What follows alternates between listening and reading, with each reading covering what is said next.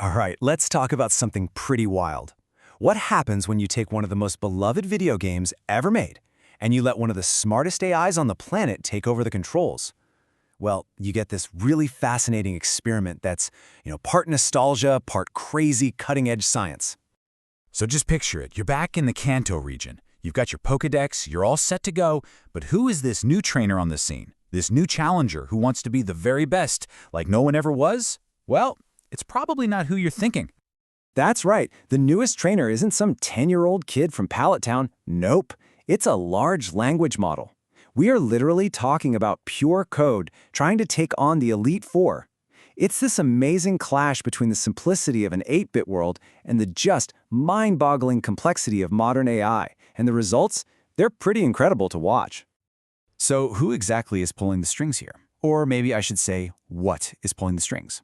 To really get what's going on with this project, we got to meet the key players, both the human ones and, well, the artificial one. Okay, so the brain of this whole operation is Claude 3.7 Sonnet. And look, this isn't just some run-of-the-mill AI. We're talking about a state-of-the-art model that's built for really complex reasoning and understanding. And right now, all of that power is being focused on one single, very important goal: catching a Pidgey.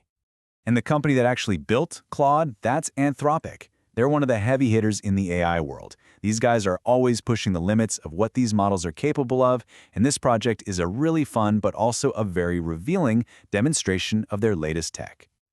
But an AI doesn't just wake up one day and decide to play Pokémon. The credit for this whole experiment goes to a guy named David Hershey from Anthropic. He's the engineer who put it all together, who connected Claude to the game, and basically gave it its grand mission. So how in the world did he do it? Well, Hershey created what he calls an architecture diagram. The best way to think of it is like the AI's playbook. It's not just randomly mashing buttons. No way. It's this super sophisticated map of logic and goals and strategies that tells Claude what to do every step of the way, from which Pokémon to use in a battle to which items it should buy at the Pokémart.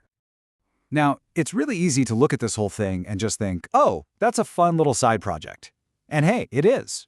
But there is a much, much deeper reason for doing this, one that goes way beyond just playing a game. So here's the key takeaway. This whole project is basically a new kind of benchmark. Think of a benchmark as like an obstacle course or a final exam for an AI. And it turns out games like Pokémon are perfect for this. They're not just simple math problems, right?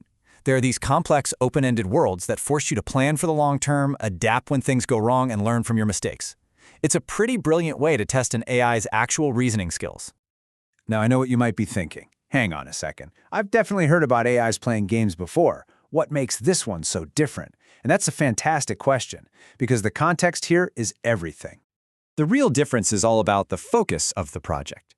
So back in 2023, NVIDIA did this amazing project called Voyager, where an AI played Minecraft. But that experiment was really focused on what's called the agent framework, basically the plumbing and the systems that let the AI talk to the game. This Pokémon project, though, it's all about showcasing model quality. It's less about the pipes connecting everything and way more about the raw intelligence and reasoning power of the Claude 3.7 model itself. And you want to know the best part about all this? It's not happening behind closed doors in some secret lab somewhere. This whole experiment is happening out in the open, and you can actually see it for yourself. That's right, you can go to Twitch, like right now, and watch Claude's entire journey unfold in real time. You can see its big wins, its sometimes very confusing losses, and just watch as it slowly but surely figures out how to navigate the world of Pokémon. It's a pretty fascinating thing to have on in the background. And all this kind of leaves us with one final big question to think about. Pokémon was designed by people for people, right? It taps into our love of collecting and strategy and adventure. So when we send an AI into a world like that, a world built purely for human joy, what is it really learning? It's not just learning game mechanics. Is it picking up on something deeper about our logic, our priorities, and maybe even the very nature of how we create things just for fun? Now that's something worth chewing on.